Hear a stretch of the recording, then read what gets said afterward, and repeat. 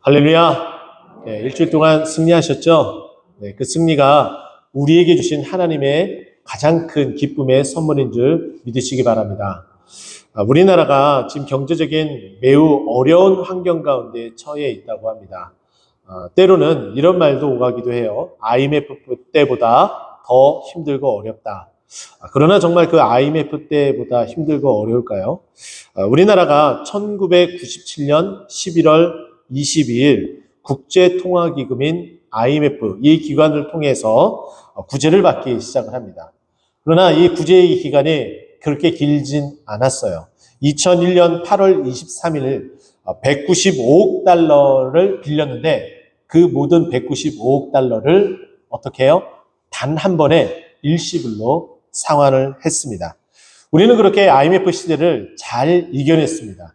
지금의 이 역경의 이 환경도 우리는 잘 이겨내리라 저는 믿어 의심치 않습니다. 우리나라가 그렇게 IMF 시대를 걸어 나갈 때에 우리나라의 가장 큰 힘이 됐었던 두 명의 운동선수가 있습니다. 한 사람은 골프 박세리 선수고요. 한 사람은 야구의 박찬호 선수입니다. 이 박찬호 선수 이야기를 좀 하고 싶은데요. 이 박찬호 선수가 미국이라는 곳에 이렇게 진출하게 되었습니다. 그래서 메이저리그에 바로 직행했다가 그의 실력이 아직은 그곳에 설만한 능력이 안 되기 때문에 마이너리그에서 있다가 다시 올라오게 됩니다. IMF가 한참 진행될 때쯤 바로 그때쯤 박찬호 선수가 가장 전성기를 오갔을 때였었죠. 그런데 이때 우리나라의 IMF 상황은 어느 정도로 힘들었는지 여러분 다 잘 아실 겁니다. 사업은 다 줄도산이 이어졌고 또 뿐만 아니라 직장은 구조조정을 통해서 실직을 하는 일들이 다반사였습니다. 그러다 보니 은행에 빚을 지게 되고 또 그 빚은 이자가 눈덩이처럼 불어났기에 그 빚의 빚, 계속 빚더미 위에 빚더미가 우리의 삶의 현실적인 모습이었습니다. 자, 그런데 이 모든 일들이 외화가 부족했기 때문에 외세로부터 오는 그 경제적인 그 압박을 우리나라가 이기지 못했기 때문이었죠. 그런데 박찬호 선수를 보세요. 미국이라는 나라에 그 외국인이라는 곳에 힘 있는 외국인과 힘을 겨루는 거예요. 그런데 그 힘 있는 그 외국인 타자들이 박찬호 선수의 그 강속구, 윽박지르는 그 강속구에 맥을 못 추고 헛스윙 삼진을 당하고 물러나기가 일쑤였습니다. 우리나라 사람들이 그 중계방송을 보면서 남녀노소 구분할 거 없이 통쾌함을 가졌어요. 왜요?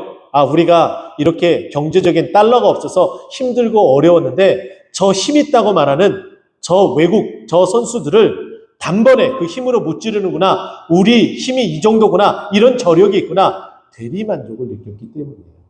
그래서 참 행복한 시간들이었죠. 그런데 박찬호 선수도 슬럼프가 잘 나가다가도 슬럼프가 빠질 때가 있었습니다. 그때 박찬호 선수가 그 마이너 시절 슬럼프에 빠져서 마이너리그에 있었을 때를 회상하면서 이런 말을 한 적이 있습니다. 무슨 말을 했냐면요. 나를 슬럼프에 빠지게 하는 것은 가장 큰 그 요인은 다른 어떤 것이 아니라 안 된다는 생각이었다라는 거예요. 좀 긍정적인 생각을 가지면서 나는 언제든지 실력이 있기 때문에 능력이 있기 때문에 나는 저 메이저리그에 올라갈 수 있어 라는 생각을 가지고 극복했다라고 이야기를 합니다. 우리에게도 지금 바로 그 시점이 다다르지 않았나. 우리도 할 수 있다라는 생각. 그냥 막연하게 긍정적인 생각을 갖자라는 것이 아니라 하나님께서 주시는 힘, 그리고 우리의 힘이 아니라 우리가 주님을 붙들므로 말미암아 그 능력이 많으신 전지전능하신 그 하나님을 붙들고 나아가면 우리도 해낼 수 있고 우리도 일어날 수 있다, 우리도 부응할 수 있다라는 그런 마음을 가졌으면 좋겠다라는 생각이 듭니다. 오늘 본문이 그 이야기를 해주고 있습니다. 한 여인의 이야기가 우리에게 오늘 소개가 되어지고 있어요. 이 여인은 유대인이 아니라 가나안 여인이라고 이야기를 합니다. 이 말씀이 동일하게 기록되어져 있는 마가복음 7장을 살펴보게 되면은 헬라인 수로보니게 여인이라고 이야기를 합니다. 이 말은 뭐냐면은 수로보니게 출신의 여인인데 헬라말을 사용하는 사람이다라는 것이고 결국은 통칭하는 가나안 여인이다라고 말하는 것이 또 이렇게 옳다라고 볼 수가 있겠죠. 이 가나안 여인이 어떻게 예수님을 만나고 또 그 예수님을 만나서 이야기되어지는 과정 가운데에 얼마나 이 여인이 간절함을 가지고 있었는지 오늘 본문 말씀을 통해서 이렇게 몇 가지 살펴보도록 하겠습니다. 이 두로와 시돈 21절 말씀 보니까 예수께서 거기서 나가사 두로와 시돈 지방으로 들어가시니라고 되어져 있어요. 예수님이 그곳에 간 것이죠. 예수님이 이전에 바리새인과 서기관들과 논쟁을 하게 됩니다. 논쟁하게 되면 매우 피곤해요. 심신이 지치게 되어져 있죠. 그 심신이 지쳐져 있는 장로의 유전을 통해서 어떻게 하는 것이 맞는 것인지에 대한 논쟁을 다 한 후에 이제 좀 쉬고 다시 충전하기 위해서 이 갈릴리 지역을 떠나게 됩니다. 주 활동 무대였었던 갈릴리 지방을 떠나게 되죠. 근데 예수님이 떠나서 간 곳은 이 갈릴리 지역, 이 베세다를 중심으로 봤을 때의 두로와 시도는 어느 정도 위치에 되어져 있냐? 두로는 이 갈릴리 베세다에서 11시 방향으로, 여러분 보기에는 이쪽 방향이겠죠? 해변가가 있는 11시 방향으로 대략 한 80km 정도, 약 80km 정도 떨어져 있습니다. 두로라는 지방이 바로 그곳에 있어요. 좀 더 북쪽으로 올라가 있다는 거죠. 그러면 시도는 어디냐? 이 두로라는 곳에서 그 북쪽으로, 그 직선으로 올라가서 약 40km 정도 올라간 지역이 두로와 시돈 지방이에요. 그러니까 전혀 이 가나안 유대인들이 머물러서 지낼 수 있는 곳이 아니라 변방의 지역이다라고 볼 수가 있어요. 가나안 사람들은, 이 유대인 사람들은 이 가나안 이쪽 지역으로 잘 안 가죠. 그래서 북적거리는 것을 피해서 예수님이 그곳으로 간 것입니다. 자, 그런데 그곳에 가게 되니까 예수님이 한 여인을 만나게 되죠. 마가복음, 이 병행구절인 마가복음에는 이 이야기를 이렇게 소개를 해주고 있는데, 마가복음 7장 24절에 보면은 두로와 시돈 지방에 들어가서 한 가정집에 들어갔다라고 말해주고 있어요. 근데 그 들어간 이 모습을 이 가나안 여인이 들은 거예요. 그래서 마가복음 7장 25절 말씀 보면은 예수의 소문을 듣고, 여기에 예수의 소문을 들었다라는 것은 예수님이 이곳으로 왔다라는 이 소문과 함께 예수님은 병자도 고치고 귀신도 내쫓고 죽은 자도 살리시고 정말 능하신 모든 일들을 다 하시는 분이시다. 모든 것을 다 가능케 하시는 분이시다. 라는 그 소문까지 다 포함이 된다. 저는 그렇게 봅니다. 이렇게 예수님이 어떠한 분인지 신적인 능력을 가지셔서 모든 병들을 치유하시는 능력이 있으신 분이시라는 것과 그분이 내가 지금 살고 있는 이곳에 왔다는 거예요. 근데 우리가 알고 있는 것처럼 이 가나안 여인에게는 딸이 한 명이 있습니다. 근데 이 딸이 어떠한 딸이냐? 귀신 들렸는데 그냥 귀신이 아니라 흉악한 귀신이에요. 이 흉악한 귀신이 들렸기 때문에 이 딸 아이를 데리고서 예수님이 주로 활동하는 갈릴리까지 오기에 엄두내기가 힘들었다는 거예요. 제가 말씀드렸던 것처럼 그 거리가 80km, 멀리는 140km가 되니까 합쳐서 120km가 되는 거리이기 때문에 이 거리를 그 귀신 들린 흉악한 귀신 든 그 딸 아이를 데리고서 걸어서 갈릴리 지방까지 온다. 엄두내기가 참 힘든 그런 사정이었죠. 자, 그런데 정말 감사하게도 예수님이 온다라는 소식을 들었어요. 기쁨의 소식이고 복음의 소식입니다. 그러니 그 소식을 듣고 이 가나안 여인이 가만 있을 수가 없죠. 이미 어느 한 특정한 집에 들어갔다라는 것을 들었기 때문에 이 여인은 그곳을 향해서 달려갑니다. 달려가서 예수님을 만나게 되죠. 예수님을 만나자마자 이제 소리치기 시작을 합니다. 과연 이 가나안 여인이 무엇이 그렇게 간절했는지, 첫 번째는 이 가나안 여인의 이 목소리에서 들을 수가 있는데 딱 한 번이라도 좋습니다 라는 간절함이에요. 딱 한 번이면 족합니다 라는 거죠. 여러분, 이 여인이 뭐라고 이야기했는지 보세요. 22절 말씀입니다. 가나안 여자 하나가 그 지경에 나와서 소리질러 이르되 주 다윗의 자손이여 불쌍히 여기소서. 처음에 믿음의 고백을 합니다. 뭐라고 믿음의 고백을 해요? 다윗의 자손이여 라는 고백을 해요. 이 다윗의 자손이여 라는 이 고백은 메시아입니다. 주님은 메시아입니다 라는 고백이에요. 정말 이와 같은 이 믿음의 고백이 있었기 때문에, 이 믿음이 있었기 때문에 주님 앞에 나와서 간절함으로 호소할 수 있었던 거예요. 염치불구하고, 이방 여인임에도 불구하고 그렇게 나와서 부르짖을 수 있었던 거죠. 근데 그 부르짖음의 그 내용이 첫 번째는 이거였어요. 불쌍히 여기소서. 자, 여기 이 불쌍히 여기소서라는 이 헬라어를 살펴보게 되면은 엘레 에스온이라는 단어를 사용하고 있습니다. 자, 이 동사의 이 시제를 보게 되면은 부정 과거 명령형이에요. 자, 이것을 좀 의미를 살려서 달리 표현하면은 이렇게 표현해 볼 수가 있습니다. 딱 한 번만이라도 좋으니까 제발 봐주세요.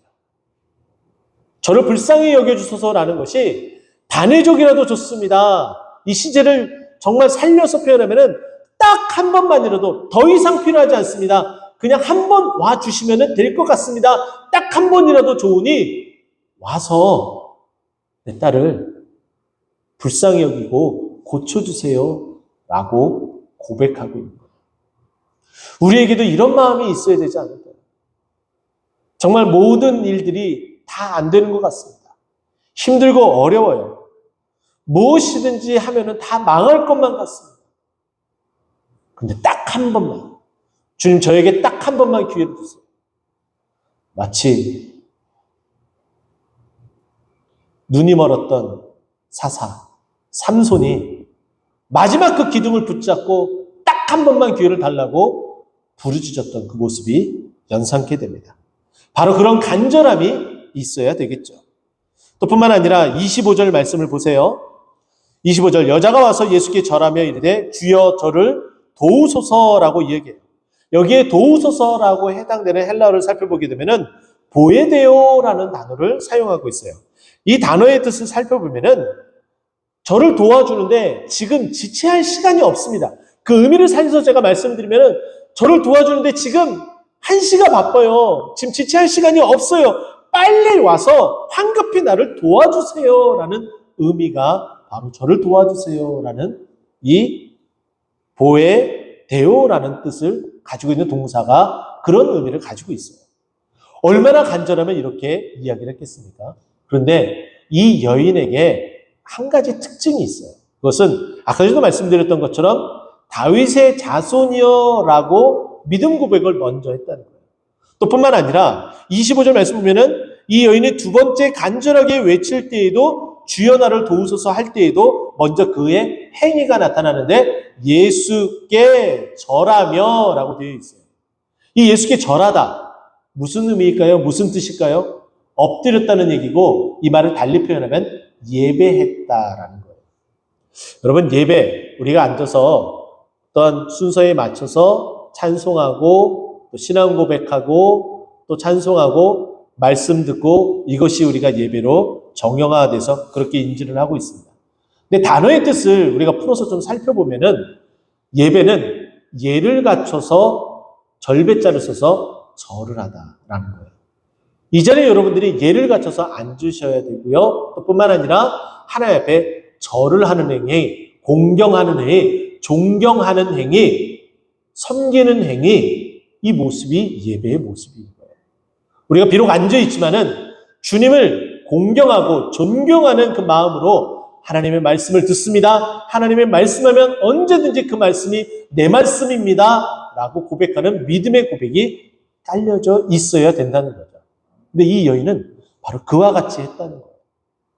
다윗의 자손이여 고백을 했고 또 예수께 절하면서 자신에게 불쌍히 여겨달라고 고백하고 도와달라고 아주 간절하게 한 번만이라도 딱 한 번 아주 시급합니다. 아주 황급합니다. 지금 당장 아니면 안 됩니다. 이 간절함으로 이렇게 부르짖었다는 거예요. 이와 같은 모습이 우리들의 모습 가운데도 있기를 간절히 소망합니다. 여러분은 지금 여러분의 삶이 그래도 괜찮은가 봐요. 갈급하고 시급하지 않는 듯한 모습이 보여집니다. 우리들 가운데에 어떤 분들은 갈급하고 정말 시급하며 정말 애절한 마음이 일면 작정기도회다 이런 것들을 자기 스스로가 하나님 앞에 기도하고 약속을 하게 되죠. 그래서 혼자서라도 그게 20일이든 아니면 세일에 21일이든 40일이든 아니면 100일이든 이렇게 작정기도하면서 나오는 경우들이 있습니다.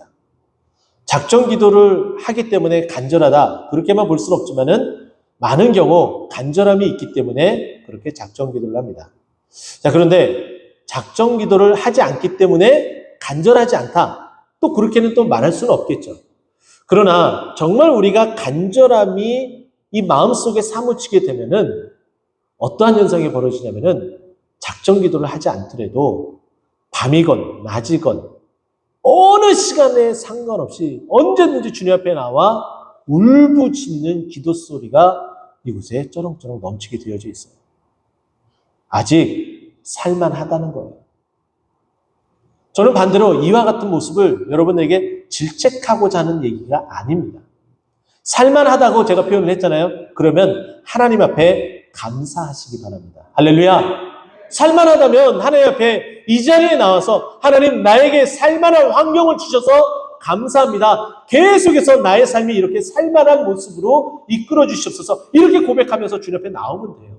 근데 살만하지 않다면 지금 그와 같은 상황이 돼도 간절함이 지금 내 마음속에 내 몸속에 내 행동 속에 나타나지 않는다면은 이제 바꾸십시오.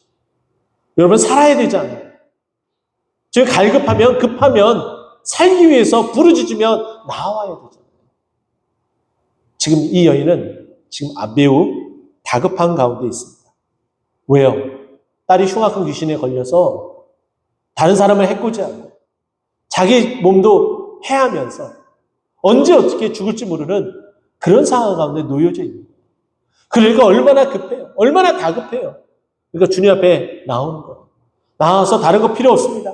주님이 이야기를 다 들었어요. 소문을 다 들었으니까 딱 한 번만이라도 와 주십시오 라고 간절하게 부르짖고 있는 겁니다.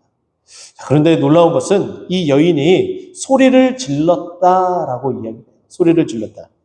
23절에 보게 되면은 그 여자가 우리 뒤에서 소리를 지르오니 라고 되어져 있어요. 이 말은 뭐냐면은 현재형이에요. 현재형. 시제가 소리 지른다. 이 동사의 시제가 현재예요. 이것은 뭐냐면은 완료되지 않고 계속해서 지속적으로 저를 도와주세요. 다윗의 자손이여 불쌍히 여겨주세요. 저에게 찾아오셔야 됩니다. 응답할 때까지 계속 부르짖는 거예요. 이와 같은 우리의 모습이, 이와 같은 이 간절함이 우리의 삶에 있기를 간절히 축원드립니다. 자, 두 번째, 이 여인의 간절함은 무엇이었을까요? 저는 24절과 27절에 나타나게 되는데 주님이 필요한 존재입니다. 이런 간절함이 있었던 거예요. 자, 24절 말씀 보세요. 예수께서 대답하여 이르시되 나는 이스라엘의 집에 어린 양 외에는 다른 데로 보내심을 받지 아니하였노라 라고 이야기를 합니다. 처음에 예수님의 반응은 시큰둥했습니다. 묵묵부답이었어요. 아예 반응을 하지 않죠. 이거 굉장히 기분 나쁜 일입니다. 가난한 여자 입장에서는 내가 그렇게 소리를 지르고 있는데 쉼 없이 정말 동네가 떠나가도록 그렇게 부르짖고 있는데 아무런 반응도 안 하셔? 23절 말씀 보세요. 예수는 한 말씀도 대답하지 아니하시니 라고 되어져 있잖아요. 그러니까 너무 답답한 거예요. 이 여인의 입장에서는 너무 답답한 거예요. 그런데도 멈추지 않습니다. 계속 소리를 지릅니다. 자, 그랬더니 제자들이 어떻게 했다고요? 지금 예수님께 말하고 있는 거예요. 이 여인이 계속 멈추지 않고 소리를 지르지 않습니까? 그러니까 이제 그를 보내소서. 이 말은 뭐냐면은 그를 쫓아내소서라는 것이 아니라 그 여인에게 찾아가서 그 여인의 문제를 해결해 주소서 이런 의미예요. 이 한 절만 보면 마치 쫓아내소서라는 의미를 가지고 있는데 24절 말씀 보세요. 제자들이 그렇게 말하고 나서 예수님께서 뭐라고 얘기해요? 나는 이스라엘 집에 어린 양 외에는 다른 데로 보내심을 받지 아니했다. 이 말은 뭐냐면은 이 여인은 가나안 여인이고 이스라엘 유대인이 아니기 때문에 내가 갈 이유가 없다라고 말하고 있는 거예요. 그러니까 이 제자들은 저 여인의 집에 가서 빨리 이 문제를 해결해 주세요 라는 의미로서 보내소서라고 표현을 한 것이죠. 정확하게 이렇게 해석이 됩니다. 자, 그런데 예수님이 이런 얘기를 하니까 이 여인의 반응을 보세요. 굴하지 않습니다. 우리가 봤던 것처럼 25절에 여자가 와서 예수께 이제 절하고 있습니다. 더 다급한 거예요. 물러나지 않은 거예요. 이만큼 간절함이 있어요. 그러면서 주여 도와주소서라고 이야기를 하고 있습니다. 첫 번째 무시를 당했습니다. 대답 없는 무응답, 무시를 당했어요. 두 번째는 너는 가나안 여인이기 때문에 내가 너에게 갈 이유가 없다라는 말이었어요. 이것도 직접적으로 대하면서 말을 들은 것이 아니라 간접적인 말이었어요. 얼마나 무시를 많이 당했습니까? 그럼에도 불구하고 어떻게 해요? 그 간절함이 계속해서 줄어들지 않는 거예요. 자신의 딸, 사랑하는 딸을 위해서 또 움직였습니다. 한 발자국 주님 앞에 나왔습니다. 주님만이 필요하고 주님만이 이 문제, 내 딸의 이 귀신 들림을 해결해 줄 수 있는 분이기 때문에 다시 한번 주님 앞에 엎드려서 간절하게 간청을 하고 있습니다. 자, 그랬더니 예수님이 이제 뭐라고 이야기를 하는지 보세요. 26절입니다. 대답하여 이르시되 자녀의 떡을 취하여 개들에게 던짐이 마땅하지 아니하니라. 자, 이제 세 번째 굴욕의 시간이 다가왔어요. 이 가나안 여인에게 이제 너는 개다라는 표현을 쓰고 있습니다. 나는 자녀들에게만 간다. 이스라엘의 집에 어리러버린 양들에게만 가는 존재다. 나는 유대인들에게만 가는 사람이다. 내 자식들은 바로 여기 있다. 라는 말을 계속해서 되뇌이고 있어요. 이제 비로소 독대하면서 말을 들었는데 이제 더 큰 무시를 당하고 있습니다. 개라고 이야기를 하죠. 다시 한번 봅니다. 자녀의 떡을 취하여 개에게 던짐이 마땅하지 아니한다 라고 표현을 해요.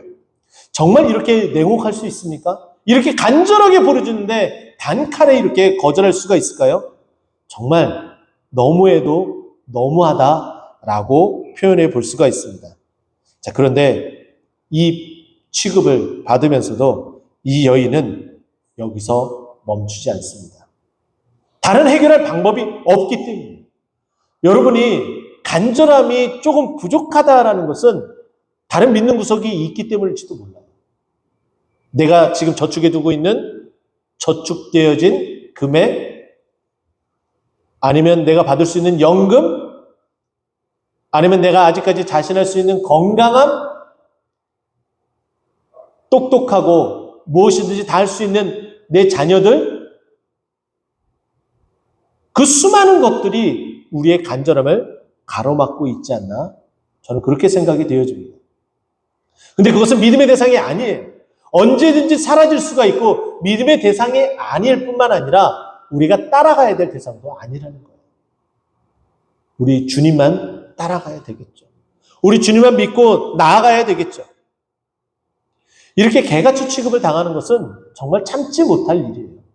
우리가 알고 있는 것처럼 다윗과 골리앗의 싸움을 기억할 겁니다. 다윗이 그 골리앗과 싸우러 나갈 때 무엇을 가지고 나갔나요? 우리가 알고 있는 물맷돌, 이건 당연히 기억나겠죠? 그런데 이 다윗이 가지고 나간 무기 가운데 하나가 막대기가 있습니다. 근데 그 막대기를 가지고 나가는 그 모습을 골리앗이 봤어요. 그리고 나서 골리앗이 뭐라고 이야기하는지 보세요. 사무엘상 17장 43절 말씀입니다. 나를 개로 여기고 막대기를 가지고 내게 나와왔느냐? 라고 얘기해요. 자기 자신을 개처럼 취급하니까 본인이 기분이 나빴던 거예요. 그러면 가나안 여인은 안 그럴까요?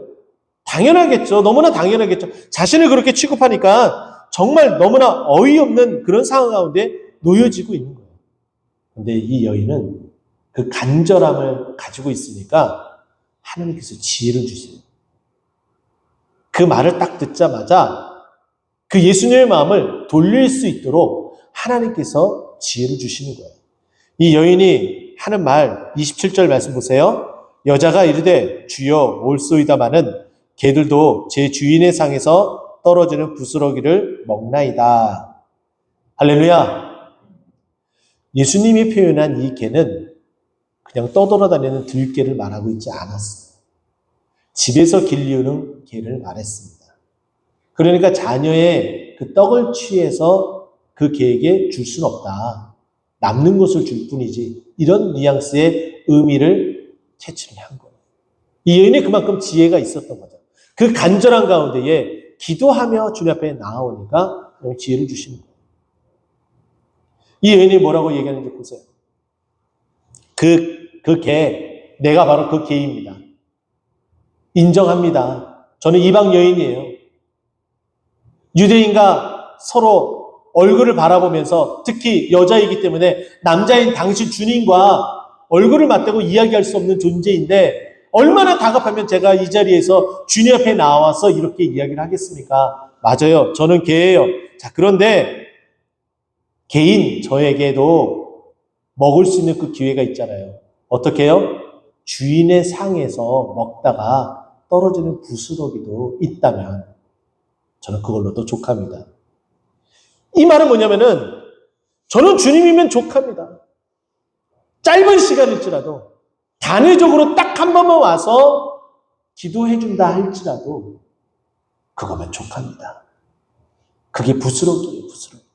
부스러기도 잡는 그 심정으로 나아가는 거예요. 여러분의 삶에 주님 한 분만으로 만족하십니까? 정말 만족하십니까? 예, 주님 한 분만으로 만족하는 그 믿음으로 나아가야 돼요. 우리 주님께서 여러분의 그 채워지지 않는 그 빈자리를 주님께서 가득가득 채워주실 줄 믿으시기 바랍니다. 저는 세 번째, 저는 여러분과 함께 나누면서 주님께서 우리에게 세 번째 그 간절함은 주님의 은혜는 저를 살립니다. 이런 고백이 있었으면 좋겠어요. 첫 번째, 주님 딱 한 번만이라도 좋습니다. 두 번째, 주님이면 만족합니다. 저는 세 번째, 주님의 그 한 번밖에 없는 그 은혜가 저를 살리기 때문에 저는 그 간절함으로 주님 앞에 나아갑니다. 이렇게 고백을 해야 돼요. 27절 말씀 보세요. 여자가 이르되 주여 올소이다마는 개들도 제 주인의 상에서 떨어지는 부스러기. 그 부스러기의 은혜를 우리는 간절하게 바라야 되는 것이죠. 여러분 보세요. 개라고 말씀하신 그 주님의 그 말은 한없이 더 비참하게 이 여인을 만들었습니다. 그러나 자기 자신 스스로를 미약한 존재이고 그저 짖는 것밖에 할 수 없는 아무것도 아닌 존재인 것을 다 인정하고 내려놓습니다. 자, 그리고 주인이 줘야 되는 그 먹을 것이 있어야 살아가는 존재라고 이렇게 고백을 하죠. 이 말은 뭐냐면은 주님의 은혜만 있으면 됩니다라는 고백이에요. 그 은혜가 나를 살립니다. 그 떨어지는 그 부스러기가 나를 살린다라고 고백하고 있는 거예요. 시편 84편 10절 말씀 보면은 이렇게 이야기를 해요. 주의 궁정에서의 한 날이 다른 곳에서의 첫날보다 나은즉 악인의 장막에서 사는 것보다 내 하나님의 성전 문지기로 있는 것이 좋사오니. 할렐루야. 다른 어떤 것보다도 주님의 그 성전을 사모하고 그 은혜만이 나를 살리는 유일한 길임을 믿으시기 바랍니다. 우리가 하나님께로 갈 수 있는 그 유일한 길이 예수님이라고 말씀하셨다. 예수님이 직접적으로 나로 말미암지 않고는 아버지께로 올 자가 없다라고 말씀하셨잖아요. 요한복음 14장 6절에 있는 그 말씀처럼 우리는 주님 한 분만으로 만족하고 그 한 분밖에 없으신 그 예수님을 믿고 믿음으로 나아가게 되면 그분이 우리를 은혜를 주셔서 살리신다. 이것을 믿고 나아가야 되는 거예요. 이렇게 변화되어지는 이 모습들은 더욱더 주님의 은혜를 갈망하는 모습으로 나아가야 됩니다. 우리는 베드로의 모습을 기억할 거예요. 예수님께서 제자들을 데리고 특별한 곳에 갈 때마다 베드로와 야고보와 요한을 데리고 갑니다. 자, 그 중에 마태복음 이 뒤이후에 17장에 들어가서 변화산이라는 곳에 가서 예수님이 기도하게 되시죠. 근데 예수님이 어떻게 변모하게 됩니까? 모세와 엘리야의 모습으로 변모되어져서 함께 예수님과 세 분이서 이야기를 나누는 장면이 나오게 됩니다. 그 모습을 베드로가 보고서 감동하죠. 감탄하게 되죠. 정말 이곳이 천국이구나. 저 믿음의 위대한 위인 모세, 그리고 믿음의 선지자 엘리야, 그리고 주님, 정말 이 세 분과 함께라면은 정말 이곳이 천국이구나. 이곳이면 됐겠구나. 이런 마음을 가지고 뭐라고 고백해요? 여기 있는 것이 좋사오니. 마태복음 17장 4절 말씀입니다. 여기 있는 것이 좋사오니. 여기서 초막셋을 질 때 하나는 주를 위해, 하나는 모세를 위해, 하나는 엘리야를 위하여 하리니 라고 고백을 하는 거예요. 주님 은혜가 살리기 때문에 난 더 이상 다른 데 가서는 살 수 없습니다. 여기서 살면 됩니다. 라고 고백을 하고 있는 거예요. 주님의 은혜는 우리를 살려주십니다. 시편 95편 7절 말씀 보면은 이렇게 표현해요. 그는 우리의 하나님이시요 우리는 그가 기르시는 백성이며 그의 손이 돌보시는 양이기 때문이라. 할렐루야. 그분이 자기 백성을 양처럼 돌보시는데 우리가 살아나지 않을 이유가 무엇이 있겠어요? 주님께서 우리를 돌보시고 우리를 기르시는데 우리가 포동포동 살이 안 찔 이유가 무엇이 있겠어요? 주님은 우리를 자기 백성이기 때문에 우리에게 은혜를 주셔서 우리를 살아나게 하여 주신 줄 믿으시기 바랍니다. 지금 우리의 영혼이 지금 어떤 상태에 있습니까? 잠자고 있습니까? 그러면 깨어나야 되겠죠? 일어나야 되겠죠? 주님께서 우리를 깨워주십니다. 예배 때마다 깨워주세요. 그러나 우리가 아직 이 자리를 정말 간절한 마음으로 나오고 있지 않기 때문에 우리가 그 맛을 맛보지 못하고 있는 거예요. 우리가 살아나야 돼요. 일어나야 돼요. 부흥케 돼야 돼요. 주님의 그 영광을 맛보며 주님께 영광을 돌려야 되는 것이에요. 그러기 위해서는 어떻게 해야 된다고요? 간절함이 필요하겠죠. 이와 같은 그 간절함은 결과를 맺습니다. 여러분 보세요. 28절 말씀입니다. 이에 예수께서 대답하여 이르시되 이 여인의 이 간절함, 이 세 번의 이 간절함, 주님 딱 한 번만, 딱 한 번, 다른 거 필요 없습니다. 딱 한 번이면 됩니다. 라고 고백하며 또 더 나아가서 두 번째 뭐라고 얘기했어요? 주님이 필요합니다. 다른 일은 할 수 없습니다. 주님만이 할 수 있습니다. 그리고 주님의 은혜라면은 저를 살리고 저의 딸을 살립니다. 이와 같은 고백으로 나아갔어요. 이런 간절함으로 나아갔습니다. 자, 그랬더니 그 결과 이에 예수께서 대답하여 이르시되 여자여 내 믿음이 크도다. 할렐루야. 우리의 간절함은 우리의 믿음을 보여주는 행위가 되는 거예요.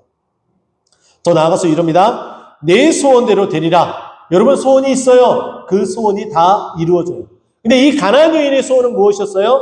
자신의 딸이 고침을 받는 거예요. 자, 그랬더니 내 소원대로 되리라 라는 그 말씀이 마치자마자 28절 그때로부터 그 딸이 흉악한 귀신 들렸던 딸이 어떻게 됐다고요? 나으니라. 할렐루야. 문제가 해결이 되어지는 거예요. 그 소원대로 이루어지는 거예요. 믿음대로 간절한 가운데 나아가니까 소원대로 이루어지는 거예요. 이 흉악한 이 귀신이라는 것은 다른 어떤 누구도 어찌할 수 없는 그런 귀신이었습니다. 주님이면 가능합니다. 주님이면 살립니다. 딱 한 번이면 족합니다. 이와 같은 간절함이 우리의 삶에도 반드시 있게 되어져서 우리 또한 살아나고 우리 소원대로 이루어져 주님 앞에 감사함이 넘치는 우리의 믿음의 생활이 되기를 간절히 축원드립니다. 기도하겠습니다.